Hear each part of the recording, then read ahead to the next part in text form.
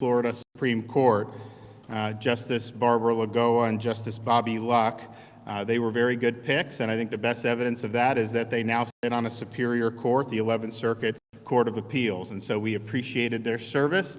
It was effective, but brief, but because it was so effective, they were promoted by the president and now left 2 more vacancies for the Florida Supreme Court. And this process began in earnest in December when Bobby and Barbara took their places on the 11th Circuit. The Judicial Nominating Commission produced a heck of a slate of very, very great candidates, and we were going through the vetting process in my office once we had the certified list, but the state of emergency with the coronavirus prompted us to delay the selections. I was not in a position to spend hours and hours reading these opinions and other writing, given all that we were dealing with at the time, but particularly over the last several days, I've had a little bit more time to do it over the weekend, and I'm happy today and very pleased to announce the appointments of 2 more South Floridians, Judge Renatha Francis and John Corial,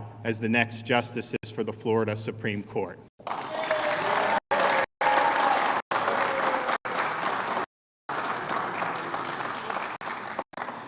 Now, I've been in office about 16 months, and since taking office, I've had the privilege to make 5 appointments to the Florida Supreme Court. 4 of those 5 appointments have come from South Florida. 2 of the appointments have been women. 3 of the appointments have been Hispanic. Judge Francis will be the first Caribbean American to sit on the Florida Supreme Court. She may be the first Caribbean American to sit on any state Supreme Court. We've researched it. We haven't been able to find anyone. Maybe other folks can look at that and see, but it's quite possible, but certainly in Florida. Judge Francis was born in Jamaica and immigrated to the U.S. as an adult after having run 2 businesses in Jamaica and serving as a primary caregiver to a younger sibling. I think she'll say a little bit more about her background, but I think it's extraordinary what she's been able to accomplish. Her understanding of the Constitution reminds me of another famous Caribbean American, Alexander Hamilton. Hamilton was born and raised in the British West Indies. He rose from obscure circumstances to be the greatest Treasury Secretary in American history, as well as one of the main authors of the Federalist Papers. And Hamilton articulated what Judge Francis deeply understands, that the judiciary lacks authority to indulge its legislative preferences, that courts cannot exercise its personal will, but merely apply a legal judgment. And Judge Francis has demonstrated a strong commitment to the rule of law, to craft. Her years of experience prior to becoming a county and then circuit judge was spent as serving as an attorney for the judicial branch, such as the first DCA in Tallahassee. And so I think through that experience, as well as her exemplary experience on the bench, she is well equipped to be able to be a great justice on the Florida Supreme Court. Judge Francis is married to her husband, Philip, who's here. She has 2 children, and many of you may see one that's very, very young, about a month old. So we have a 2-month-old at home, and so we kind of understand and feel what she's going through. She is on maternity leave from her judgeship, and I think her ascension to the court when in September is going to be something that we're all looking very much forward to. So Judge Francis, your story is inspirational. Thank you for your willingness to serve, and congratulations.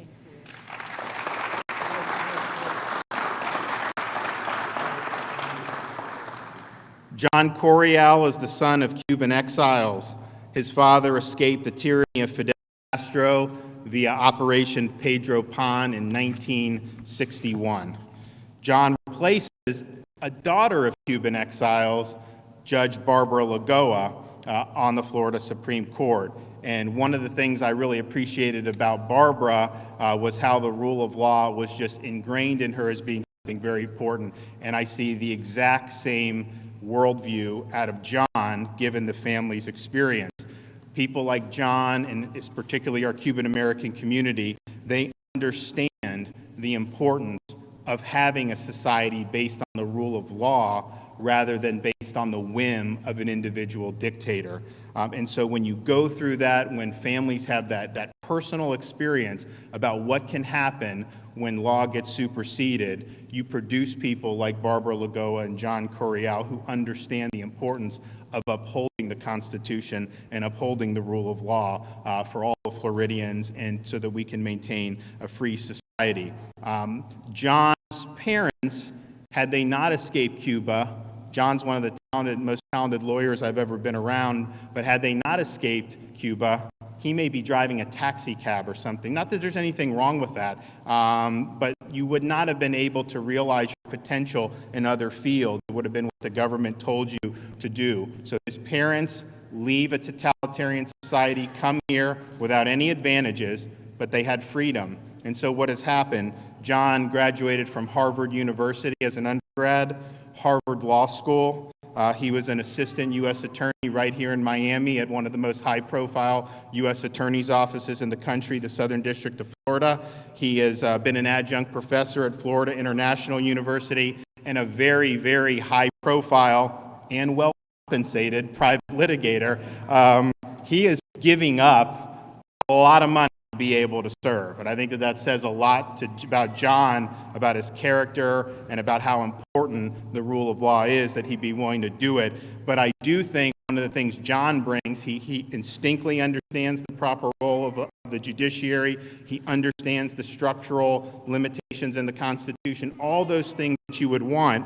But I think because he's had such extensive business experience, he's bringing a perspective on the court that may not be there in abundance right now. And they're all great judges, but I think John brings something additional which will be very, very good going forward. He also has a list of very, very strong recommendations. He was recommended by one of the outgoing Supreme Court justices, Justice Bobby Luck. He's also highly recommended by Senator Tom Cotton, Judge Roy Altman here in the Southern District, as well as former Governor Jeb Bush.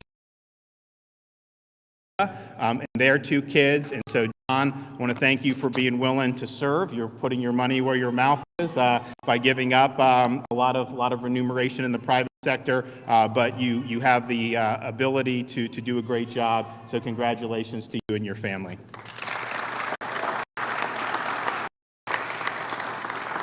And with that, I'm going to let the two new justices come up and say a few words.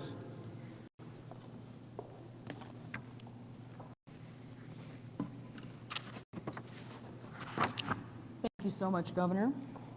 I'm incredibly honored and humbled by this appointment and the confidence that you've shown in giving me this tremendous opportunity to serve the people of our great state of Florida.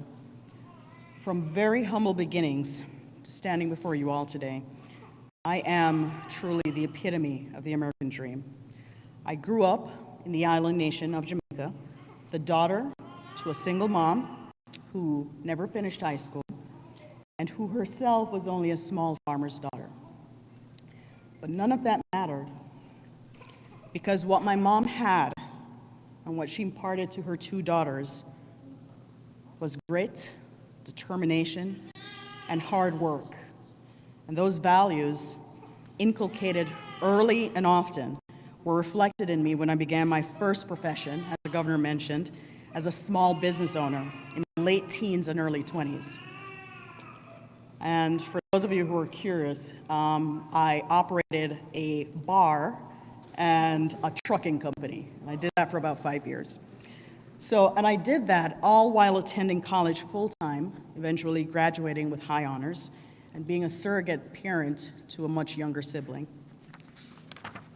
As a student of history, growing up, I was and remain in awe of the United States, its Constitution, its freedoms, its respect for the rule of law, and I wanted to be a part of that story. And so, like generations before me, this young immigrant girl set out to find her place in this shining city on the hill. When I embarked on my second profession in the law, never did I imagine that my journey would lead me here, standing before all of you. And so I'm truly grateful, but more than that, I'm humbled that I get to be a part of this American experiment. and to serve at the highest level of our state judiciary. The Florida Supreme Court protects the people's liberty, and part of doing that is respecting the limited role that judges play in our constitutional system of government. As judges, we exercise neither force nor will, but merely judgment. It's okay, baby, it's okay. And so we apply the law as written by the people's duly elected representatives. This timeless principle in a civil society promotes predictability, uniformity, and it provides a framework for and restraints on the polity, checking arbitrariness and the potential abuses of power. If history teaches us anything, it's that as simple and enduring as this principle is, it's evaded the vast majority of humanity until this American experiment. In our great country and our great state, we're governed by the rule of law, not of men. I want to close by thanking some very important people in my life, without whom none of this would have been possible. To my mentors and my colleagues, you have supported me tirelessly, and in the process, amazed me with your generosity, dedication, and kindness. To the Florida Supreme Court J&C, thank you for all the hard work you do while juggling personal and professional commitments, and for giving me the opportunity really of a lifetime. To the former governor, now Senator, Rick Scott, for giving me my very first appointment to the bench. And to my friends and colleagues, for your calls, your texts, I truly feel the love. A special thank you to my family. Mom, for all the sacrifices you made to make sure that my sister and I had everything we needed, even if it wasn't everything that we wanted. For your love and your continued support, thank you. To my husband, Philip, whose unwavering support and belief in me sustains me. You're a true partner in every sense of the word, and it's been quite a journey so far, sweetie, and I cannot imagine doing this without you by my side. I love you. Most of all, thank you for my two precious boys, Joshua and Matthew, who is off somewhere fussing. Josh, you're a wonderful little boy. Yeah, and you're a great big brother. You are. And Matthew, you're a wonderful baby. Eventually one day you're gonna see this. You're a wonderful baby, but dear, please let mom and dad sleep. And again to Governor Ron DeSantis, thank you again for this honor and this opportunity to serve our great state. I'm truly humbled. Thank you. Thank you, everyone.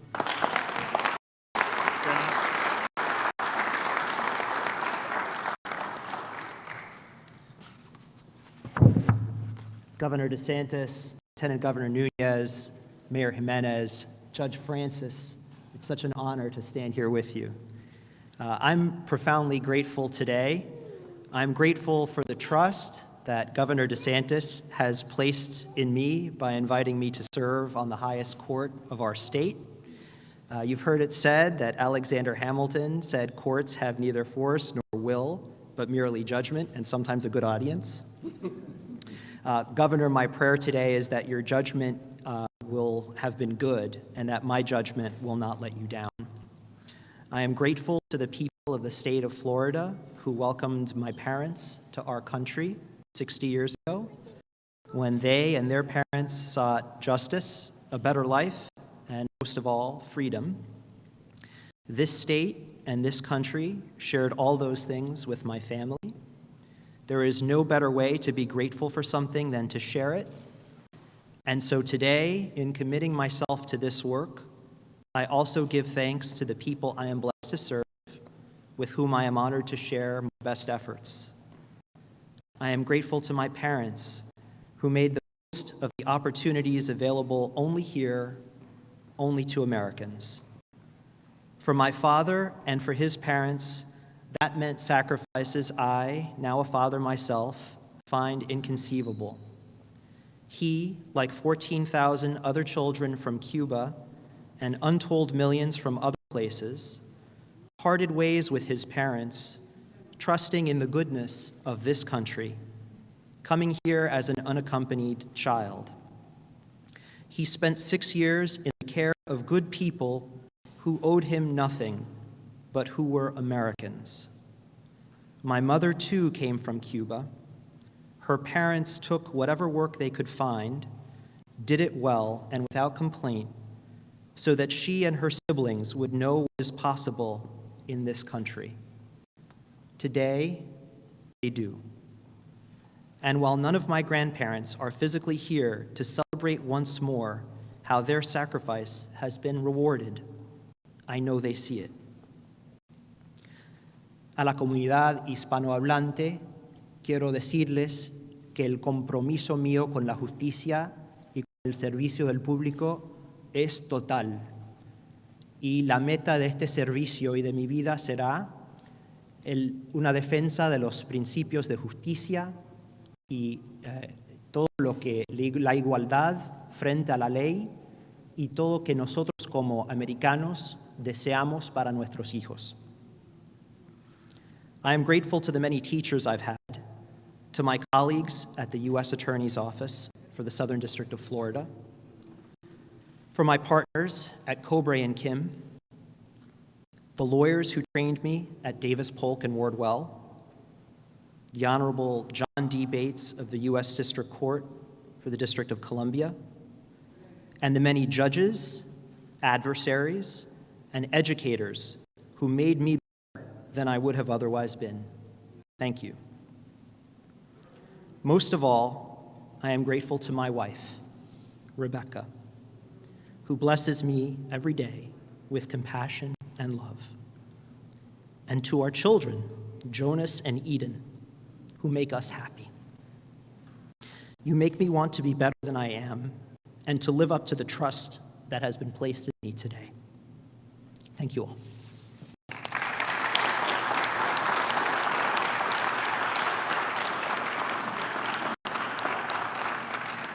Well, it's really an honor to be able to bring these two great nominees, or actually appointments now at this point.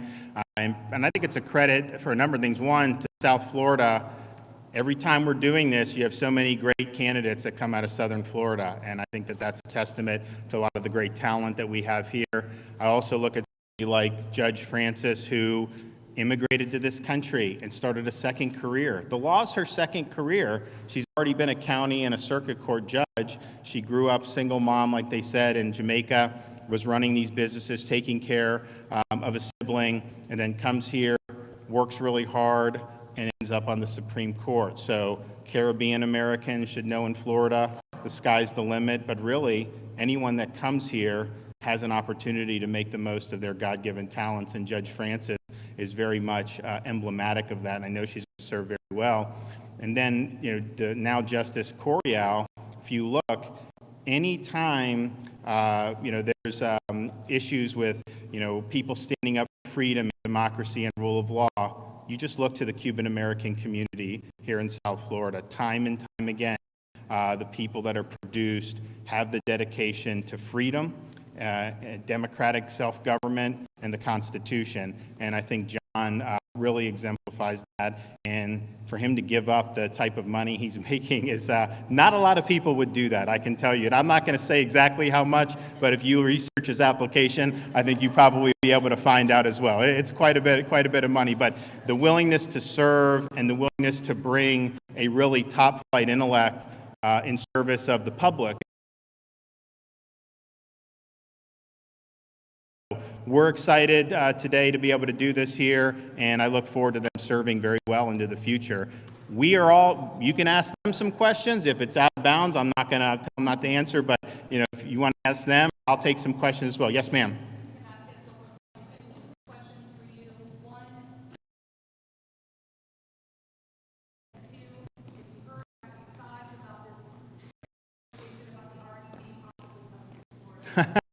So, the case we knew was going to happen. That was obvious from the beginning. It'll go to the 11th Circuit, and we'll see how it shakes out there. In terms of the RNC, Florida would love to have the RNC. Heck, I'm a Republican. It would be good for us to have the DNC in terms of the in terms of the economic impact when you talk about major events like that. So my posture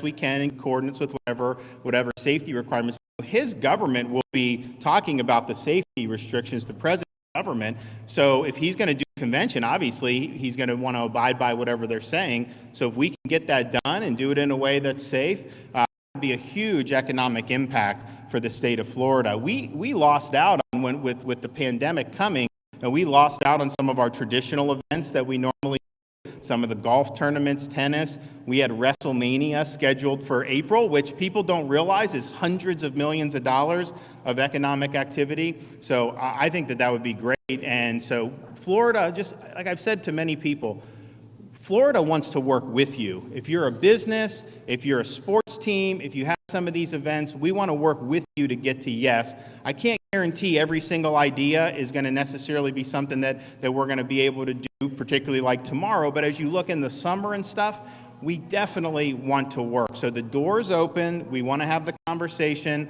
whether it's RNC, DNC, whatever, because I think it will be good for the people of Florida. So I said, no, it'll go to 11th Circuit. We knew this was going to happen. I mean, it was obvious from the beginning of how this shook out. No other court in the country has held this, even the 9th Circuit. So I think we'll go, and then we'll see, we'll see what happens. But I think that there's obviously good grounds.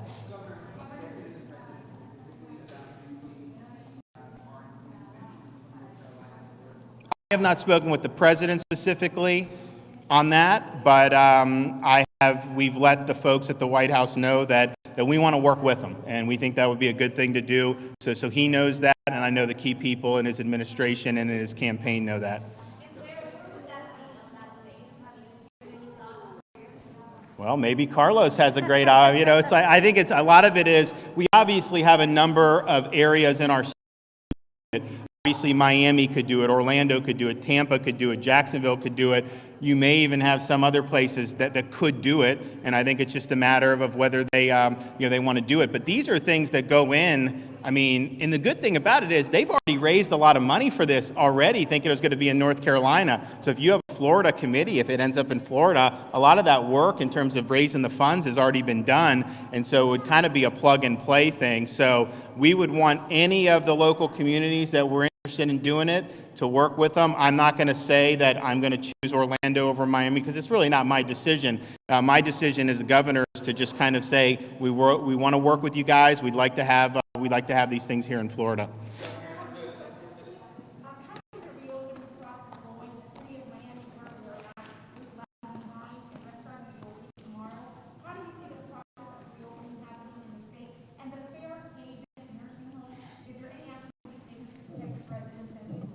So with the reopening, what we did was, and this is over 3 weeks ago now, we did the phase 1, and we left Southeast Florida out of that initially. They were talking with Carlos and talking with other counties.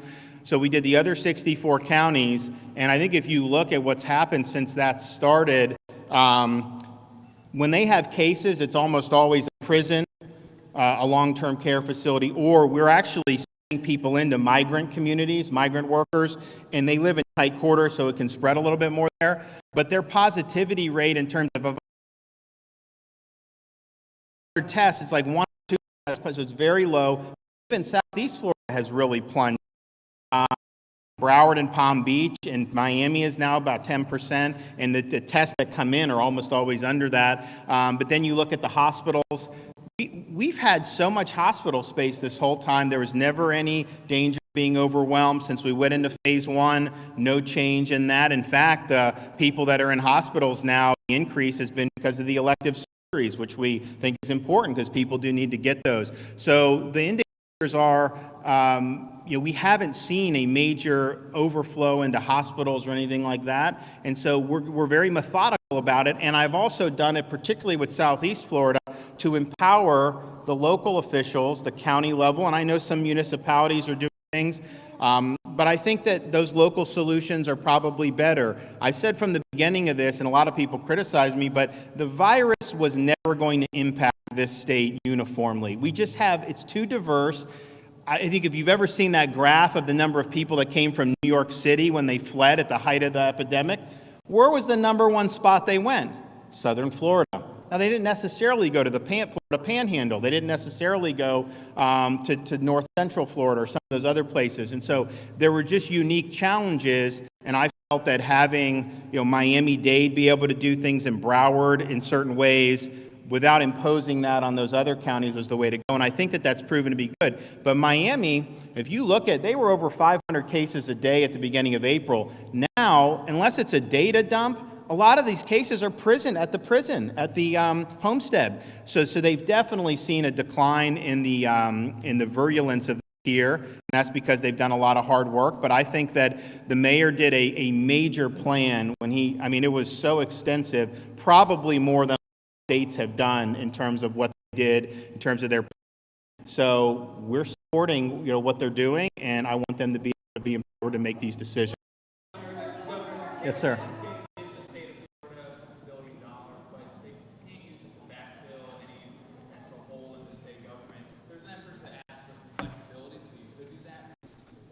No, I think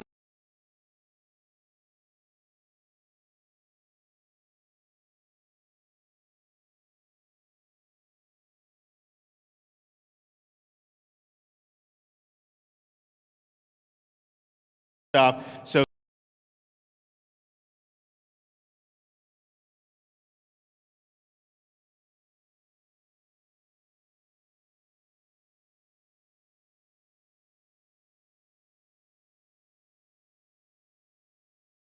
Dade have gotten some money directly. We do have some counties and cities that didn't get it direct. We will then use with local government, but that is going to be a little bit different because Mayor Jimenez, he can spend money. If he goes afoul of the CARES Act, they come after him for it.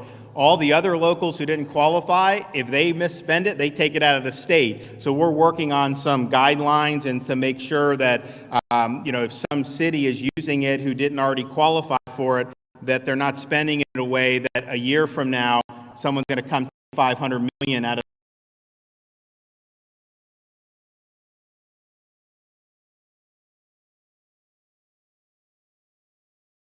responsible for how they spend it. But I think if you had more flexibility on that, that would be a really, really good thing.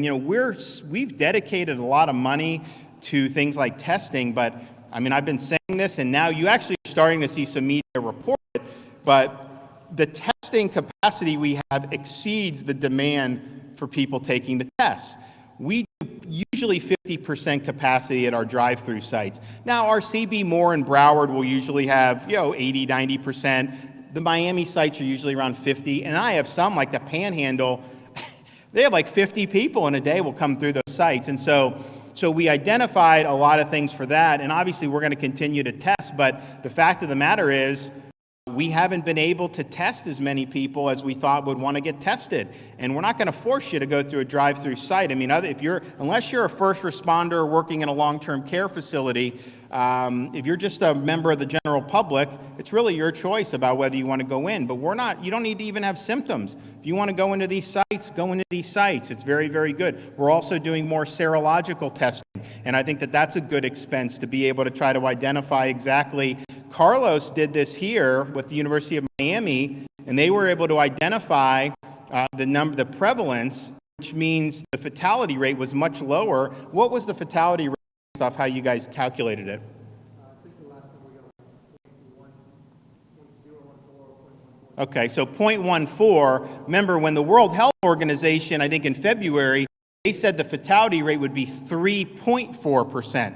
So that means 100 cases, 3.4 would be fatalities. When you look at the seroprevalence, like what Miami and Mayor Jimenez did, 0.14, that is a whole different ballgame. Seasonal influenza is about 0.1. We're going to do seroprevalence in every other part of the state to be able to get a handle on it. But I think what you're seeing, and the CDC actually in their guidance last week, they put out a really important infection fatality rate nationwide, if you include the asymptomatic carriers, to be 0.26. Again, a vast cry from the 3.4. And if you really look at policies in some of these other states where they were sending the sick back, forcing them back into the nursing homes, that's counted for thousands and thousands of excessive deaths. Had they not done that, you would have fewer deaths nationwide, and I think that number would be even more powerful. So we, but bottom line is on this money, the testing is important, and both seroprevalence and the diagnostic. I think we've really ramped it up. I mean, if you look in the last week, we had days last week where we got 75,000 test results back. That's more than some states have tested this whole time. We got, yesterday, I think we got 45,000 back. Earlier last week, we got 55,000 results back. Yesterday, we got, for today's report, I think 20,000 results back. When we were at the beginning of this epidemic, I mean, we were getting 8, 9, maybe 10,000 a day. So we're twice of what we were doing, which I think is really important. So, but I hope everyone will give these great new justices a round of applause. Anyone else? And we want to thank them for their willingness to serve. So thank you, guys.